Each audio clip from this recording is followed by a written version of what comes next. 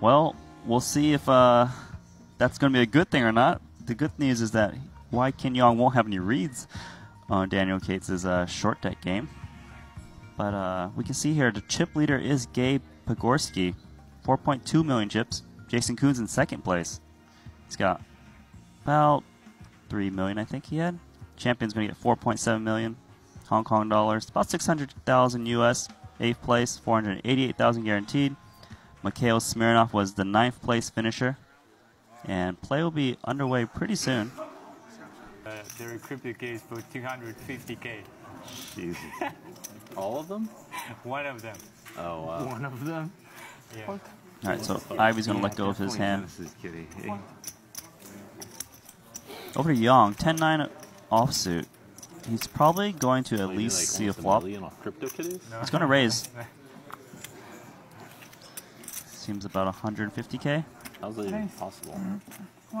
Players at the table talking about cryptocurrency. Right now they're discussing crypto kitties, which is currently the largest use case of the Ethereum coin. Look at this. This Jungle Man picks up pocket aces here. So he's going to re-raise. How big is he going to make it? I'm all in. He just shoves all in. Like I've said, most players have just been going all in when they've picked up the hand. Jungle Man looks like a man with aces right now. We've seen players have been reluctant to fold the 9-10 in this game. It's a hand that can make a lot of straights. It's a hand that has pretty good equity against pocket aces.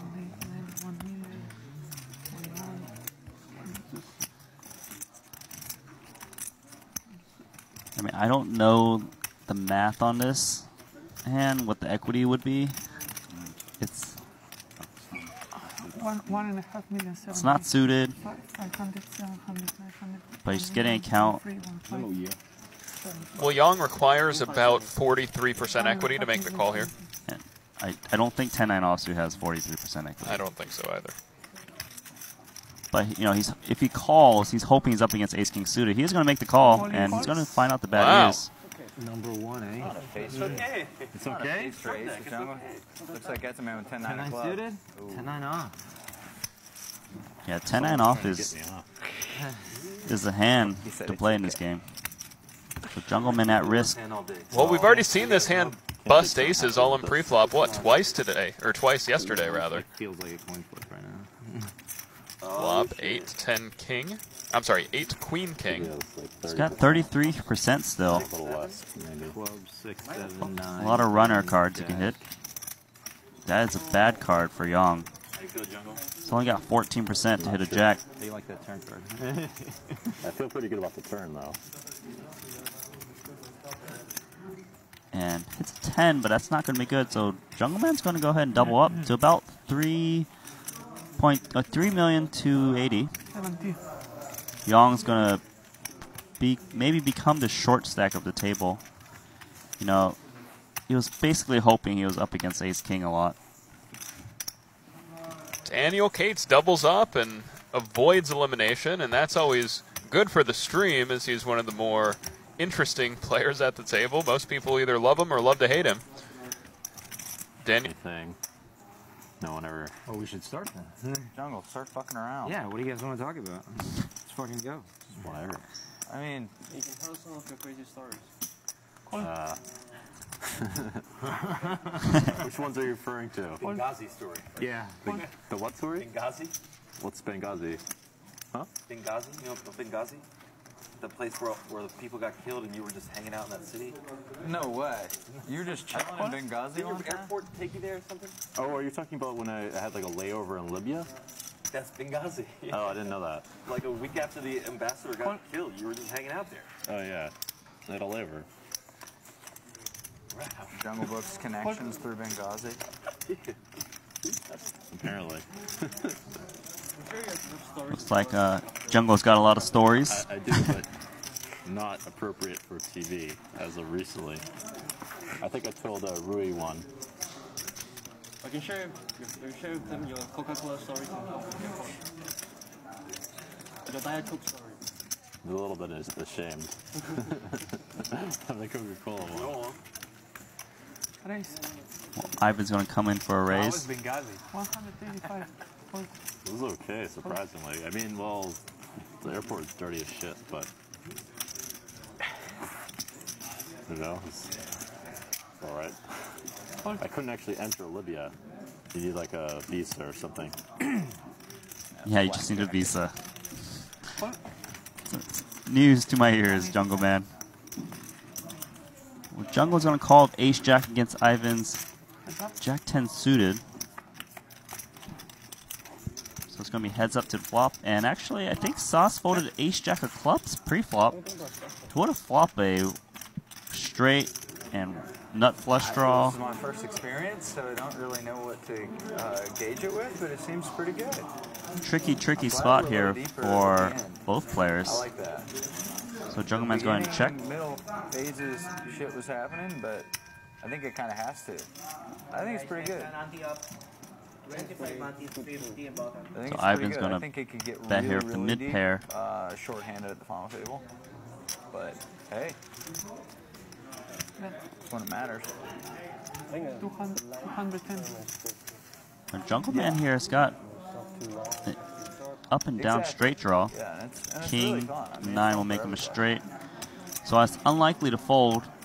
It's not great that he doesn't have a club in his hand. So some of the clubs will kind of be a dirty out. Really short, it's probably not that fun to watch on a stream just because it's just like, yeah, Ace Jack against King Queen, all in every hand. But like at this stage, it's going to be a lot of fun to watch.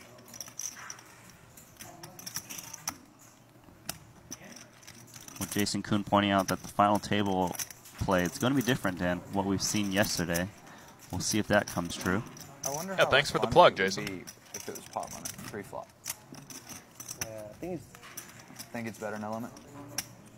I would think it's better for the game overall if it's pot limit. Yeah, but nobody wants that. Yeah, exactly. Discussing more tweaks to the game, maybe pot limit pre-flop. Well, here's the turn. The king, the straight for Jungle Man. He's got 100% lock on his hand. Yeah, that's the turn that Jungle Man wanted there. It would be really fun pot limit. It is. Oh, you play Especially it? because Liao is going to be reluctant to let this hand go. Now, the question is, will Jungle Man just check? Now, Ivan here, Jack 10, usually does not have the best hand here. But he needs to decide, how strong is Jungle Man here? He's going to bet again. Yeah, I expect him to bet here. This is a good card to continue to barrel with Ivan's hand. Jungle Man, though, they're completely locked up here. I mean, there's a lot of... The hands Ivan would want Jungle Man to fold is like Ace 10, Ace Queen. But just goes check, check. Wow, he does check. A nice check. River is a king of clubs. So Jungle Man's straight. Still strong hand, but it looks a little bit worrisome because if someone has a flush, it beats a straight. If someone's got a full house, it beats a straight. So Jungle Man here in a tough spot on whether to bet or check. He's going to go for value here. He's going to try to get paid off by a king. Yeah. The thing is, normally in Nolan Hold'em, you'd be scared when the flush gets there. But in this game, it's just a lot less likely someone's holding a flush. Because, well, a flush is harder to make than a full house. The Jungle Man trying to decide what does Leo have here. And what do I need to bet to get that hand to call. So he wants to probably get hands like King Jack, Ace King to call river bet. And he needs to size in a way that they would call. Probably around half pot. Be a pretty good bet.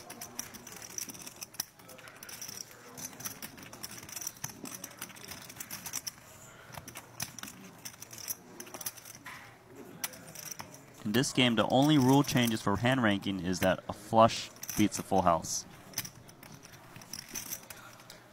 Jungle Man very deliberate here, taking his time to select his bet size. I mean, it seems like he's targeting that kind of like ace-king type hand right now. Looks like 600,000 going in there. Let's see. It's about 600,000. Just going to try to get paid off by an ace-king type hand.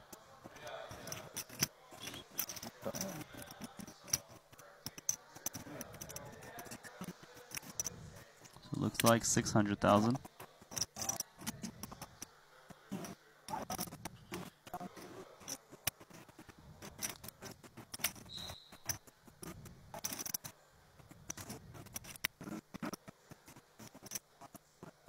like there's a little bit of technical difficulties with the table audio and video for the time being. Do you think we could possibly see Leo move all in here? I think that'd be very risky. I think Ivan's just gonna fold his hand. He doesn't really beat anything. I guess he chops with the same type of hand if Jungle Man's gonna make a bluff like this, but he really should be letting go this Jack 10 here. He doesn't have that much behind where he can maybe move Jungle Man off of a big hand.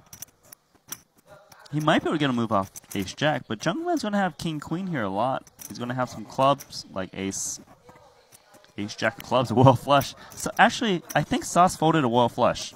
I'm pretty sure Sauce had Ace Jack of clubs earlier. Wow. I don't know if anyone else saw that. I mean, he's brought out the calling chip so far. This would be an insane call. Yeah, he just lets it go. Yeah, do you think he was thinking about calling or shoving? I'm not sure, but he made the... That took way too long. Hurt my soul, that hand. Yeah. Because I think most people don't expect someone to bet Jack 7 there. Right, so the assumptions that the players have at table might be slightly wrong about Ivey, and they're going to make that adjustment when they see the hand on the broadcast. So we got a lot of limping again. So a lot of limping pots. If it's going to play this way, it's going to take some time. But things can change up. Look at this. Petskorsky raising it up with 7-8 offsuit, taking advantage of his big stack here at the final table.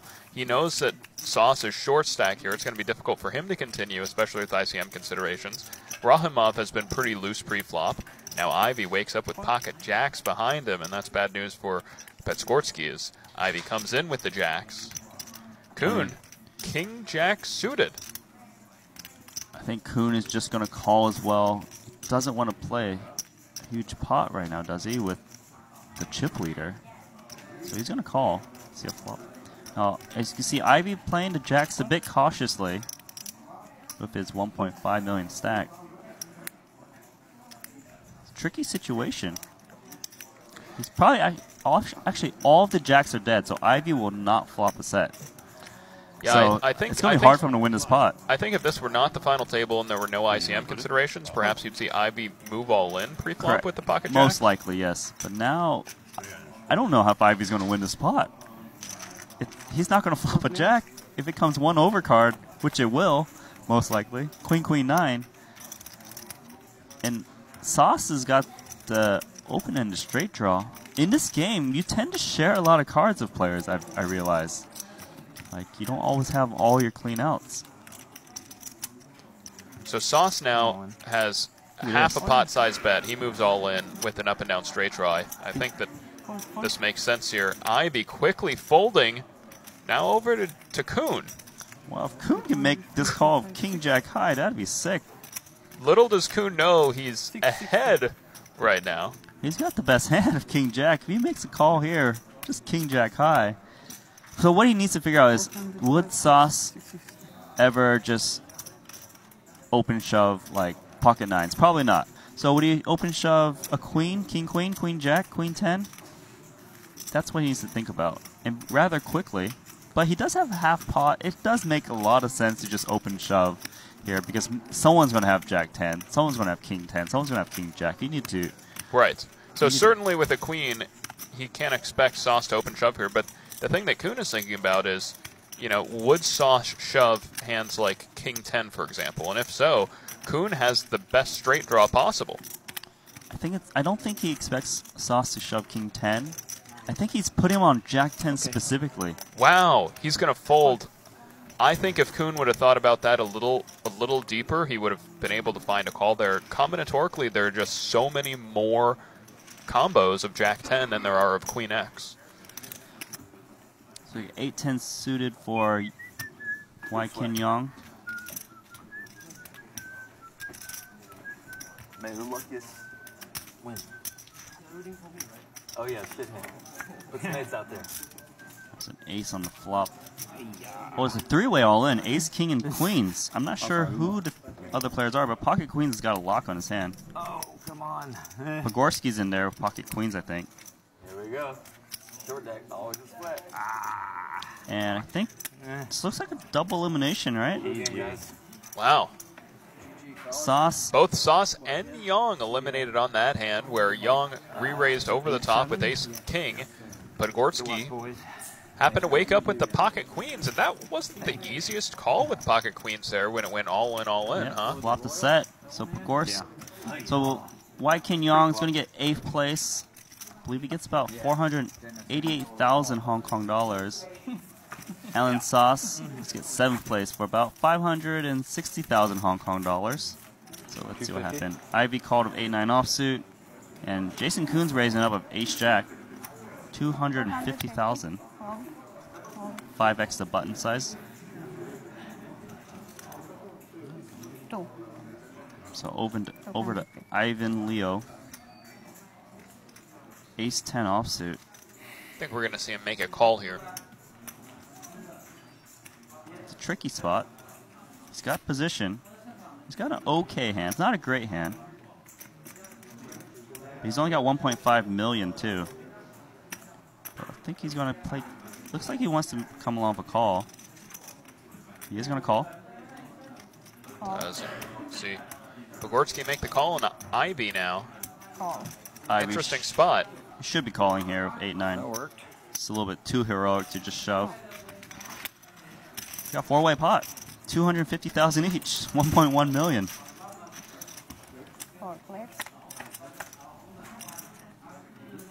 So good. No one's got. Well, Jason Koon's got an amazing hand here. He's got the Jack of clubs. So even if someone makes a full house, if he makes a flush, he wins this pot. It's the only one with the club. Ivey is the one betting though. Is Ivey going to bet? He just has 8-9. It makes more sense if he had a club. Okay, he checks. So Koon's going to fire here. 275. 275, a very small bet here. Small bet, just I guess trying to very small probe out what the other players have.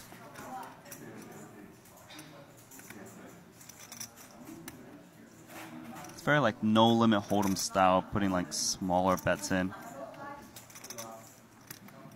But Ivan here, when he sees, he makes a really good laydown of ace-10. You know, he's getting an amazing price, but just he doesn't get attached. He's like, well, I've got top pair, but I can still fold top pair. So yeah, it's another spot where I think if we saw Ivan closing the action, he'd absolutely continue. But with two players behind, goes ahead and lets it go, and I think that makes sense. Yeah, very well disciplined. Then again, with ICM and in the tournaments, perhaps he was not wanting to go ahead and do that, with Ivan being just about as short as Ivey. So we have Jason Koon limping aces under the gun, and Leo with a hand that's tough to resist, 9-10 suited. He just calls, so it's gonna protect him from getting blown off his hand. If he had raised, certainly Koon would have re-raised all in. We got a 4-way pot. Ivey's gonna check. 4 players. So this board is tricky. Everyone's got a little piece here. Look, Jason Koon has pocket aces, but you know what? He's not even in first place to win his hand. Well, that turn changes things. Well, Ivey is now obviously the favorite with the straight. Yeah, he's got the straight. You've seen. What do you mean he has a straight? Well, the ace acts as a 5, so he's got 5, 6, 7, 8, 9. This is part of the problem with just taking a passive line with aces. You allow the button to come in for free. Ivey with a junk hand on the button, but now turns the nuts. Well, it's not the literal nuts. Right. But the reason we say it's a nuts is that most of the time someone has 10-8, they would just bet this flop because it's too drawy. But look, Pogorski's calling with King-Jack. He just has a pair of jacks. Yeah, I don't know what he's doing. I mean, he just got a lot of chips. It's like, maybe he can find some cards on the turn that he could turn the bluff. But that's a... I have no idea why Pogorski made this call here. Now, Kuhn here, he's got top set. It's a tough spot. Kuhn is going to call. He should be calling because it feels like he beats too many hands. I mean, Ivey's hand looks like a straight, but Kuhn has decent equity against a straight here. He's getting not a terrible price. I would be shocked if Kuhn folds. As long as Ivey has some hands occasionally that aren't a straight, you know, and it's only 1 million chips. Now, if Ivey shoved like 2 million, this would be a tough spot. But I mean, it's less than 900k to call. Yeah, I think Kuhn's just going to. He needs to call here. If ever Ivey doesn't have a straight here, he'd be making a massive mistake if he had fold. But I mean, Kuhn's thinking about it. It's about 880,000 more to him. In short deck, it's easier for him to boat up than in normal no limit hold'em, so he is getting better odds in this game. He requires about 35% equity to call. The worst equity he could possibly have is 35% here. So unless Kuhn is considering folding for ICM consideration, he just needs to make sure the odds are. Yeah, so you put him on 6-8. Yeah, he's absolutely right. But Kuhn makes the correct call, and now Kuhn has 36% going to the river. He actually slightly made chips by making that call. Yeah. I mean, he did know that he had 8-6. He just needed to make sure the math was right. And there's the river 10. Cards a 10, and Ivey will double up against Jason Kuhn. 8-6 offsuit.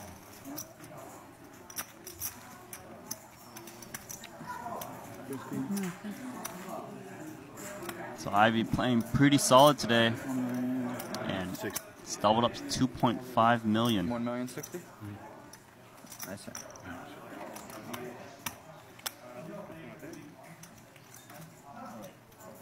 Over to Jungle Man Pocket Nines, going to try to see a flop.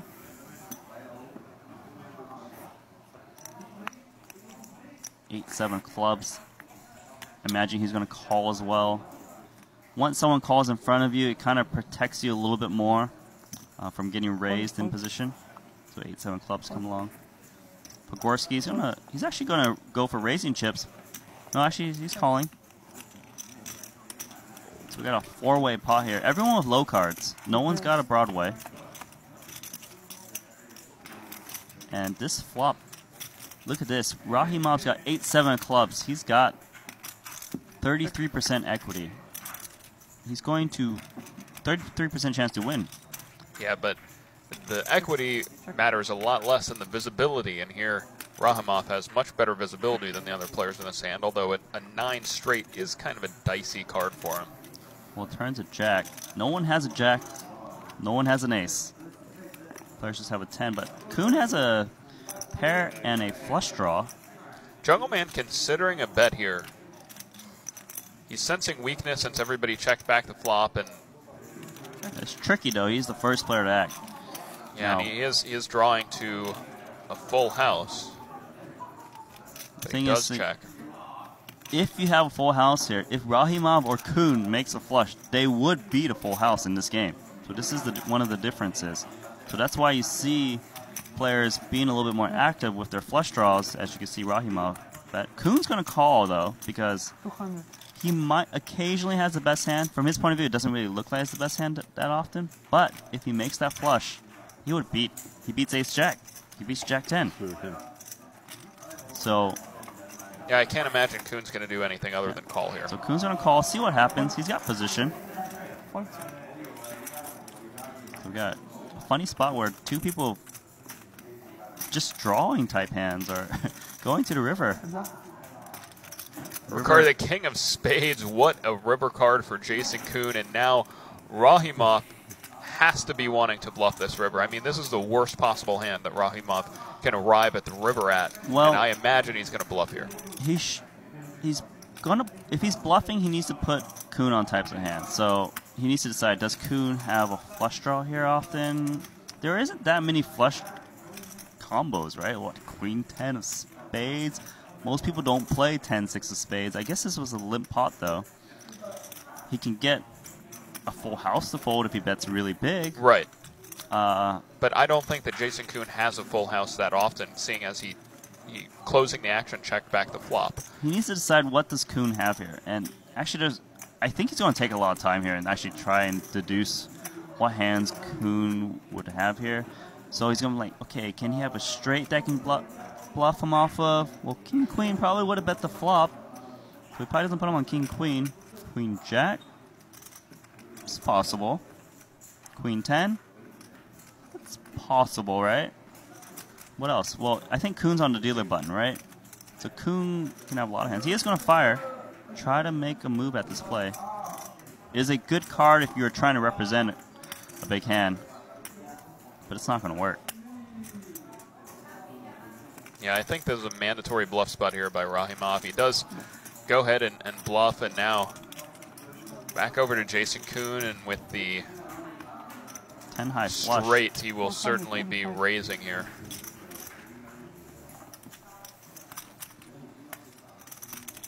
So 10 high flush, so what does he need to think about? He loses to pocket jacks, and he loses to a queen high flush. Queen high flush.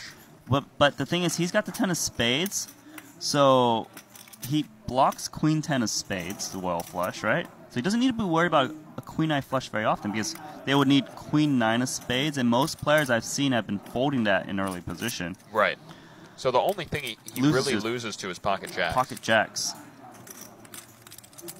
And the great thing about short deck hold'em is you can really narrow down someone's range so much, because you don't have to worry about, well, he could have like queen 5 suited. No, that hand doesn't even exist in this game. So I think, so, you know, Kuhn, probably not the most experienced short deck hold'em player, needs to think about this just to make sure he's deducing this right. He is going to raise. Looks like a million, 1.1 million. Figured it out. 1.1. And Rahimov just quickly folds that hand. So nice play by Jason Kuhn.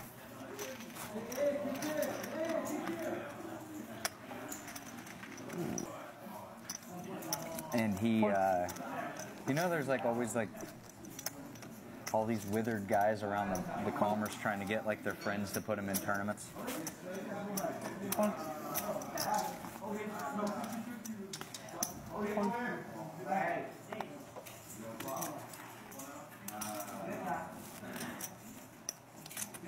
Like all these like degenerate gamblers that are just like, put me in the 10K, I can win kind of thing. This guy, John's like playing a cash game, and getting a commerce story from Jason Kuhn. Commerce stories are always the best. It's a broken story right now. Got a 4-way flop.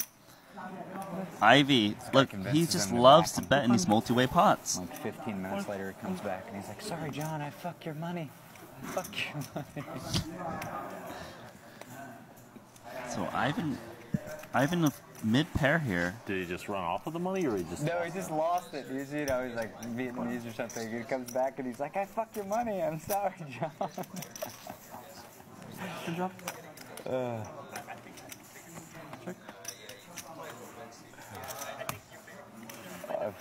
So Ivey gets called by Leo. Leo with just second pair and a king kicker. But Ivey, we've seen him bet into these multi-way pots very frequently. Here, he's betting. He did bet with a flush draw. It goes check, check, and look at that river card. Ivey gets the check mark. He has a straight on the river. He now only would lose to a flush. He, of course, has the jack of diamonds in his hand, which makes that less likely. But Leo does have the king of diamonds. Well, Leo was correct on a flop, figuring out that I was no good. Look at this, all Wow, in. and Leo moves all in, putting Ivey to the test. Ivey only loses to a flush right now. He only loses to a flush. He has the jack of diamonds in his hands. And you got to love this play by Leo here. He calls, though. He does call. And that's it for Ivan. Wow. He played very well. He played very aggressively the whole tournament. You know, always mixing it up. And great game, Ivan Leo. But Ivey had a tough decision. He was just, I think, too near the top of his range there to fold. And with a diamond in his hand, he made the correct call.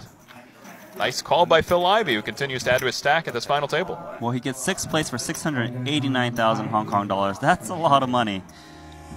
Gabe Pogorski is our chip leader, 6.8 million. Ivey's in second, 3.8 million. Daniel Cates with 3.6 million, and short stack is Furkat Rakimov, 1 million chips. All right, so Ivey here under the gun of Queen 9 offsuit. Just gonna let that one go.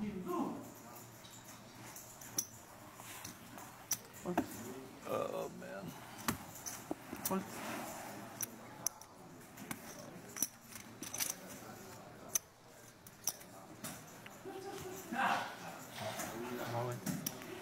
All right, so Rahimov's all in with 8-7 diamonds. Quick call by Pogorski, King 10 offsuit. So, I got the king. Diamonds. you know, Rahimov trying to make a play here of 8-7 diamonds, but he's actually not that far behind, right? Yeah, I mean, this is, Like you know, 40-something%? 40, pretty much, yeah. 45? Yeah, about that, I would guess. Well, not on this Not on flop. that flop. Rahimov is drawing dead, 0%. Good game for him. 5th place. Chop it up. Going to cash about 916,000 today. Quad Kings, no big deal. Profitable tournament. 330. Rafimov going home, and he was one of the more aggressive short stacks throughout this tournament. Played pretty good.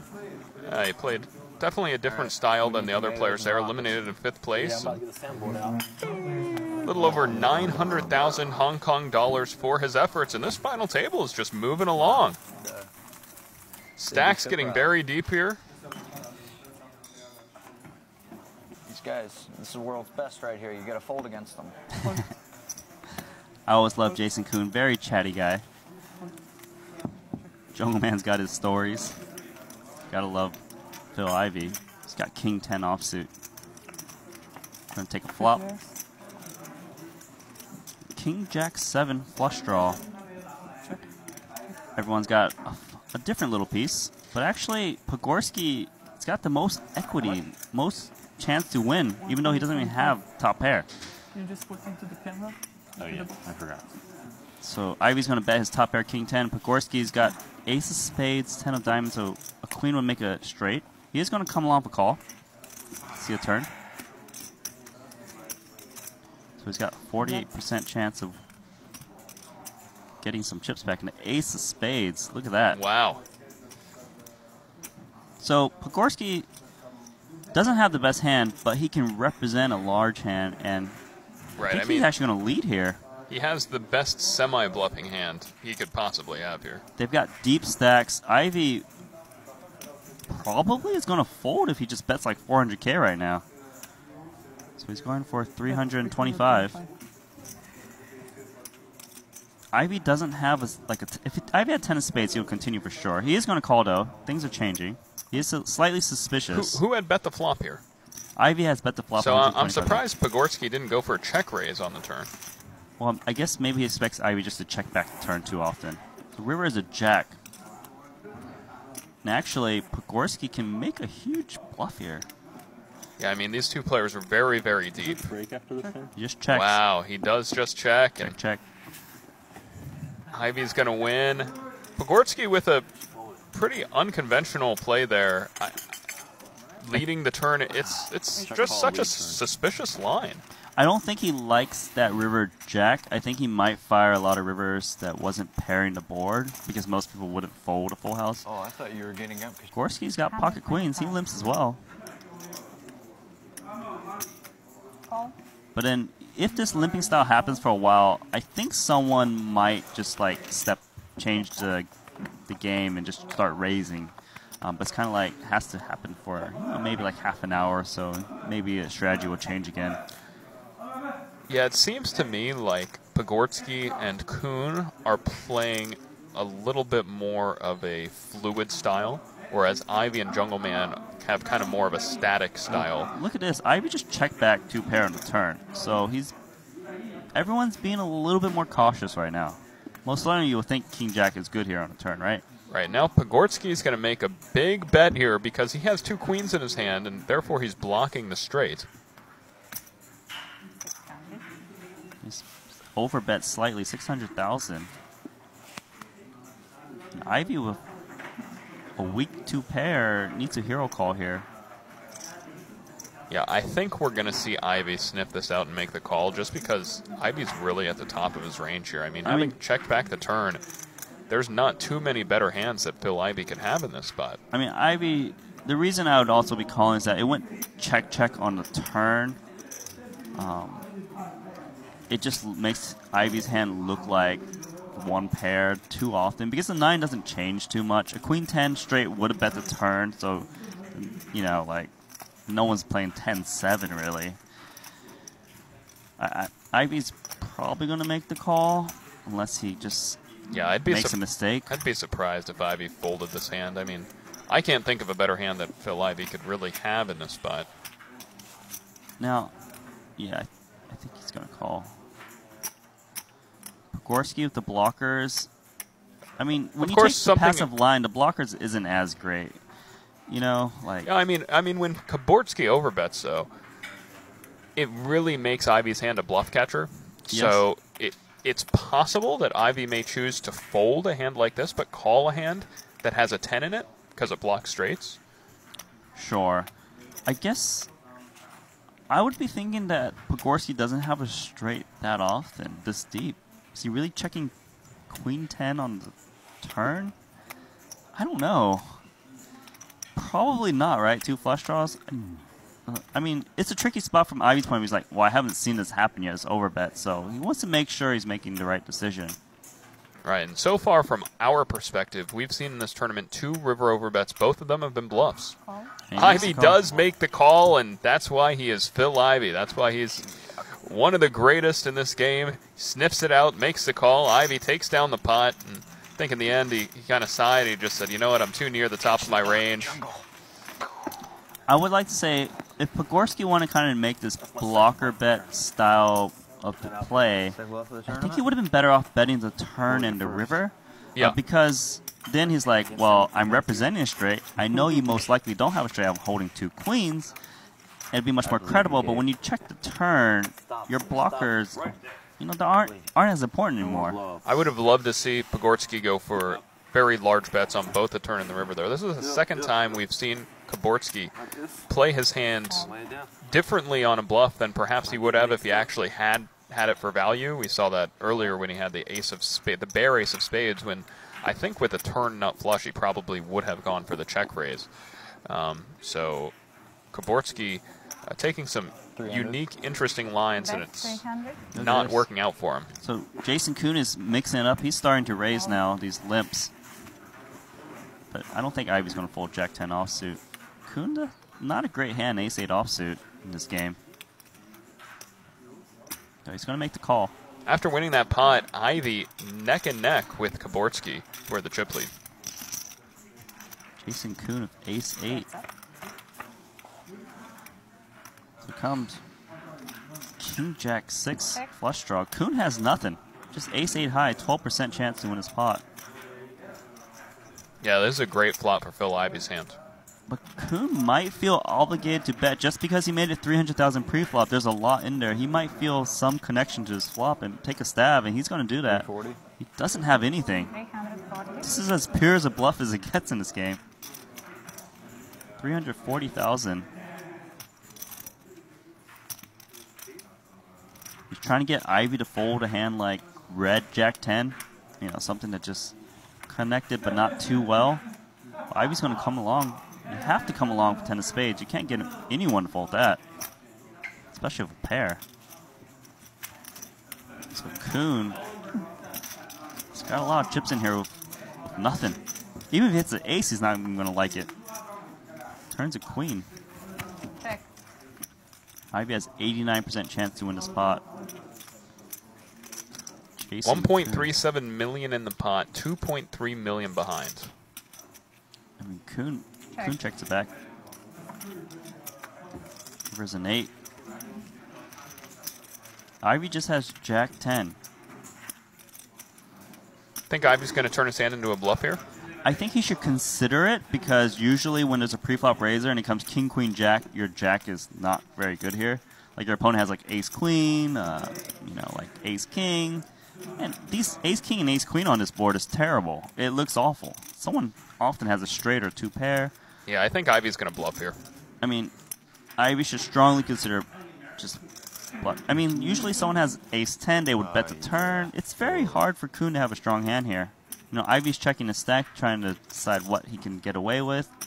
I think like a 900k plus bet is pretty good, but he checks though. Wow, Ivey does check.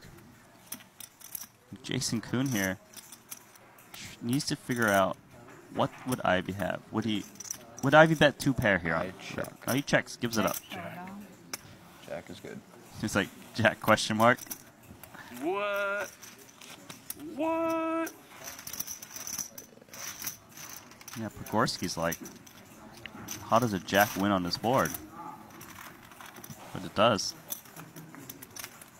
Jungle Man of Ace King. He's been playing very solid. Everyone's been raising a bit more now, I realize.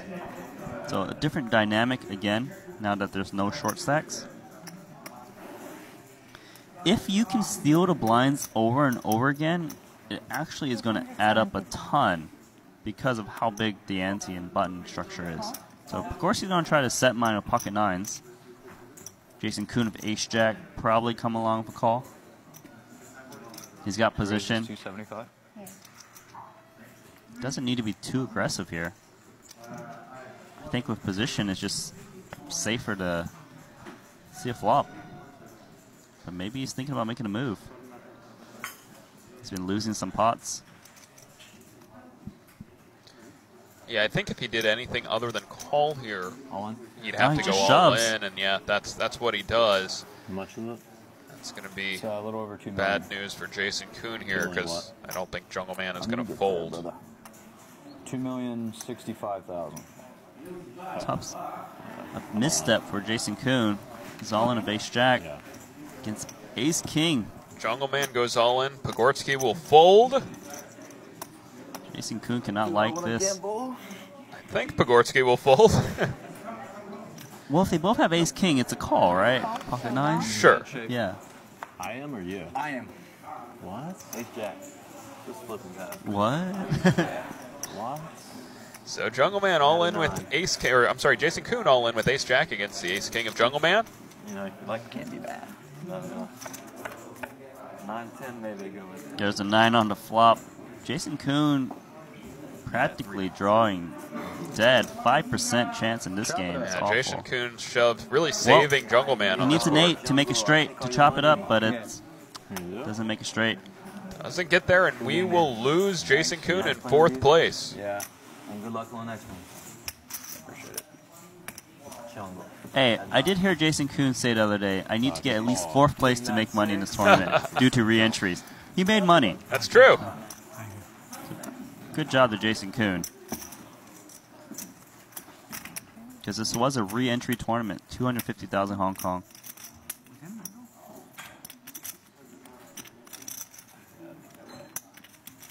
Jason Kuhn saying, was that too loose? Jungle saying, yeah. I'll tell you. I'll explain why later. Ugh. I mean, I think that's right, but maybe you know something I don't. And now look at this. All the players are neck and neck. Kabortsky, who came in as the chip leader, is now in 3rd place of the remaining 3 players. Daniel Jungleman Cates, the new chip leader, and so he just calls here with the Ace Jack.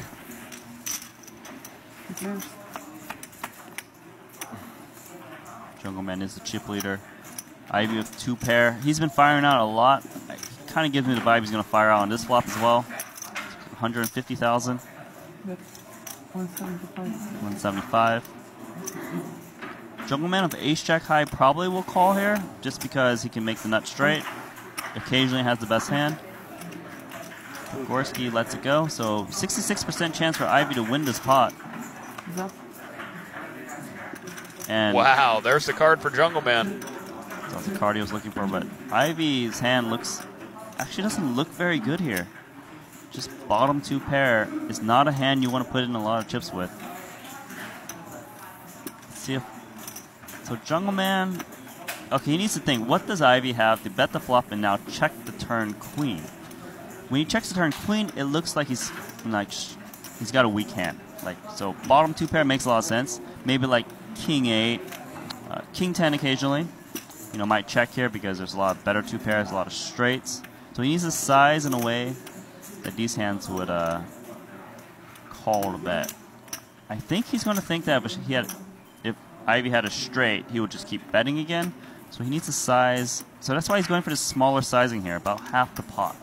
Trying to get called by these 1 pair hands or weak 2 pair hands. Maybe like King Jack. 300,000.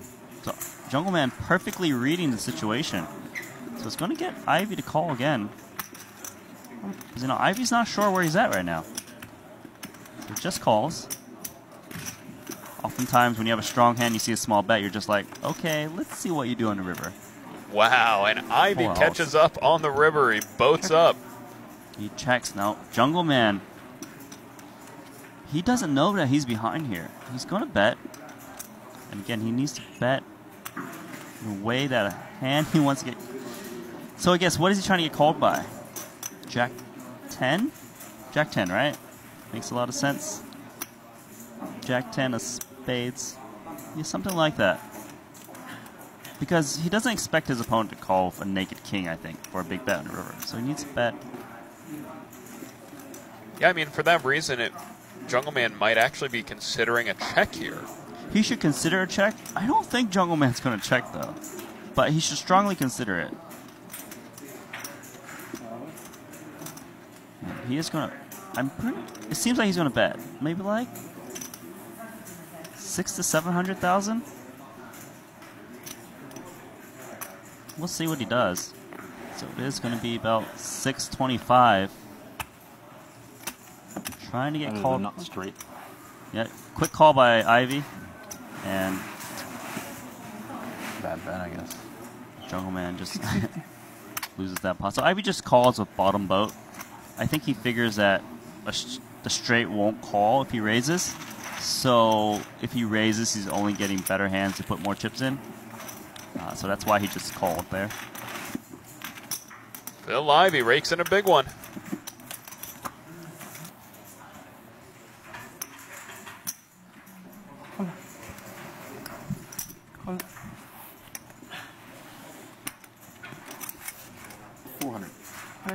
And Pogorski continuing to put the pedal to the metal here pre-flop.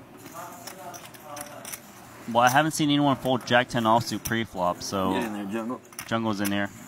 Jack 10 offsuit. 400,000 each. Both have not super premiums. Check. Very tricky spot. Pogorski's with top pair, 9 kicker. Checks it back. Turns an 8. Wow, look at Jungle Man's hand. He's behind. He's only got 25% chance to win his pot, but he can represent a lot of strong hands here. A flush, maybe even a full house. When Pogorski checks back the flop, Pogorski's going to bet like top set here after he raises pre-flop. A lot. Or like aces, kings. So if I'm Jungle Man here, I'm going to fire. But just checks. Yeah, I would have bet also if I were Jungle. River's a straight. You got to bet now, Jungle Man. Too often, Pogorski's just going to check back the river. You're going to miss out on value.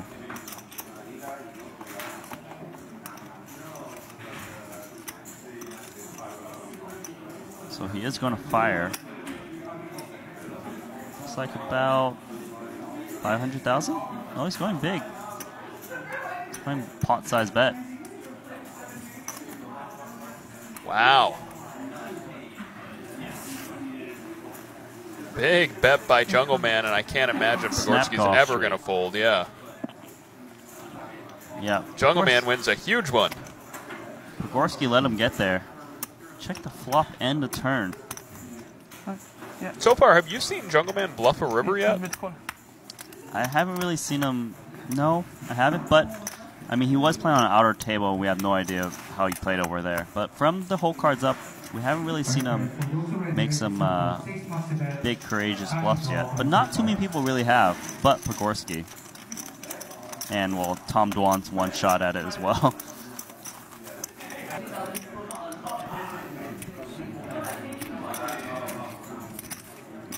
Three ways to the flop here. Jungle Man with an up and down straight draw. He's considering a lead. Check. He decides instead to check.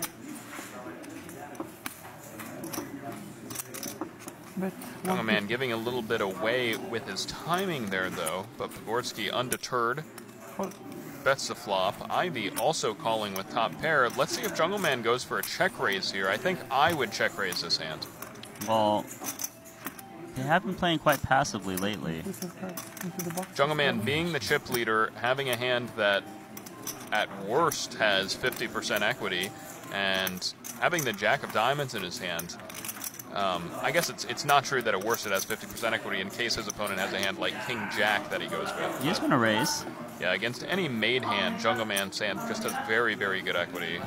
Even though a king could make someone ace jack straight, by raising, he kind of pushes out naked ace jack anyways. So it makes if he makes it straight with king, it's quite much more clean by raising here. Exactly, yeah, I really like Jungle Man's line here. So actually a big raise, 900,000. 900. Actually a pretty tough spot. Top pair, top kicker, ace queen. I think Pogorsky has to fold here. We'll see if he agrees. He is always suspicious though, so he's gonna call. Wow. See a turn card and try to play the turn. Does make the call. If Easy it comes a fold for Ivey. blank turn, Pogorsky's gonna be willing to commit. I mean, that's the problem though with calling here, is that even on a blank turn, you're not thrilled. What do you want to see, Jungle Man? Trying to get some reads off of him on what card he wants to see on the turn. The Jack on the turn is tricky. It's actually a really hard card for Jungle Man to keep betting on as well. Right. Yeah, I would expect Jungle Man to check here. Yeah, he might freeze up here. It's very easy for Pogorsky to have a hand that's going to continue here. What if he's got like King Jack of Diamonds? Well, I guess he can't, given that Jungle Man has a Jack of Diamonds, but like... Just King Jack. King Jack, I mean, Ace King of Diamonds, that's very realistic. There's a lot of hands. The thing when it comes Queen 10 Jack is tricky. You don't know if your opponent has a hand that's going to fold or if he has a hand where he must call because of his huge equity. Jungle Man's only got 32% here. He needs to think about what hands he can represent. Keeps betting here. I mean, if you have a hand like Queen 10, you're probably not betting again on this turn card, right? You're pretty worried. Or you're not feeling great about it if you do bet. This Jack actually is a very confusing card for Jungle Man. I'm sure it's confusing for Pogorsky as well.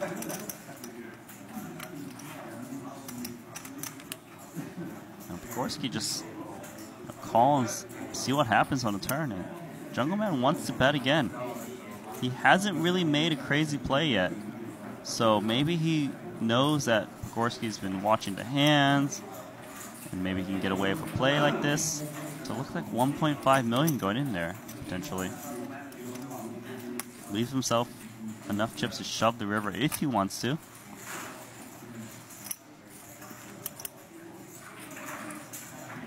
He is counting out chips. Seems like he's leaning towards a bet. Pogorsky probably can't really continue with ace-queen here. Yeah, I think that's what Jungle Man was thinking about here is it really possible for Pogorsky to have a straight? And I think he arrived at the answer no. Pogorsky would probably fold the flop with ace-king. He'd probably fold the flop with king-9, and he'd probably fold the flop with 8-9. Unless they were diamonds. Right, and therefore Jungle Man said, you know what, this is a good situation to go ahead and put my opponent to the test. Well, the good thing is that if your opponent has two pair or set, they're probably just going to call the turn, so you get to see the river anyways with this bet, right? Like, most people aren't just going to, okay, I'm all in with Queen 10. No, that's not going to happen, so... Right, I was originally leaning towards a check with Jungle Man's hand, but given that, I actually like Jungle Man's bet here. It's possible for Jungle Man to have those hands, specifically King 9 and 8-9, but it's very, very unlikely that Pogorsky would float the flop with those hands. It's a very, very tricky hand. I mean, Pogorsky could have...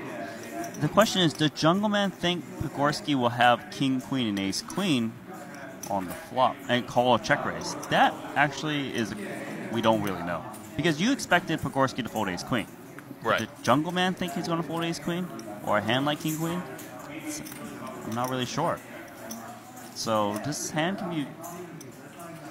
The bet is much better if he thinks Pogorski can have ace-queen, king-queen, aces, something like that. But king-queen is a tough spot, too. If Pogorski had king-queen, he'd be actually better than ace-queen because he'd have more outs in case he's wrong. And Pogorski's read on the flop was, this guy's bluffing. He's got to draw. But why is Jungleman still betting on a card that looks very dangerous? So what's going through his head right now? It's one of the longer hands in the tournament. Pogorski's thinking about it. Very, very tough spot. He has the best hand. He shouldn't be folding if he can see Jungleman's cards. He's got 68% chance. Scooped his pot on a river. The only like true blanks on a river is a 6 and a 7. The only true blanks. That is what, 5 cards in or 7 cards in the deck? No, 8 makes it straight out there. 9's awful. King is awful. Even a Jack 10 and Queen is not even that great for Ace Queen. Well, King is certainly. Oh, not the King would be the card. best. Yeah. But there's not many, there's only 4 kings left in the deck. An ace would be an awful card as well. Puts a 4 straight out there. But Kaborski senses a rat here.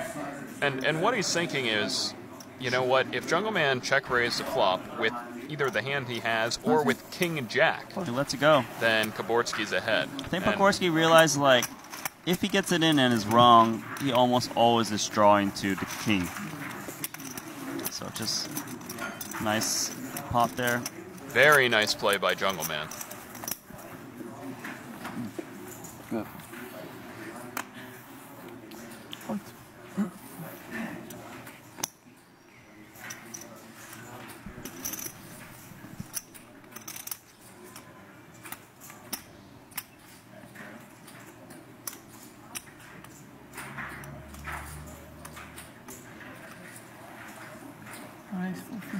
Jungleman, pocket kings.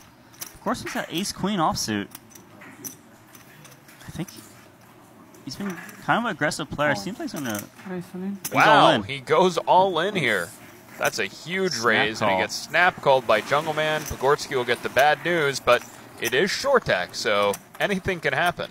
Well, I believe the ace queen has a, what, 38% roughly? I feel I think that's what he told me. Baby. Normally it's like 30%, but it's definitely a higher percentage chance. 6, 8, 10. No help for Pogorski on that flop. Good flop for Jungle. Get the river card face down. Only got Can 24%. you give him the river card 6. face down? Just Pogorski's gonna need an ace. Just to fuck with me. Gonna need an ace. All right, good game. And it is a 7. And Pogorski, who came into this final table as the chip leader, has been eliminated in 3rd place. He will take home a little bit over 1.9 million Hong Kong dollars for his efforts. Yeah, that's a good prize. It's about, I think, like, what, 250k USD? So very well played. It's going to be heads up Jungleman and Phil Ivey. 2 left.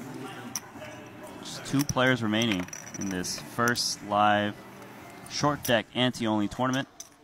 There's the chips. As you can see, Jungleman coming into this heads-up match with a huge chip advantage, more than 3-to-1 chip advantage over Phil Ivey, but he is playing Phil Ivey, one of the best in the world, so these 2 very top pros are going to be going mano-a-mano in this heads-up tournament in the heads-up round of this tournament for 4.75 million Hong Kong dollars, which comes out to approximately 600,000 US dollars. And it looks like these players are taking a quick break, so we will be back very shortly with the action here live from Montenegro for the Triton Super High Roller Series event number 1.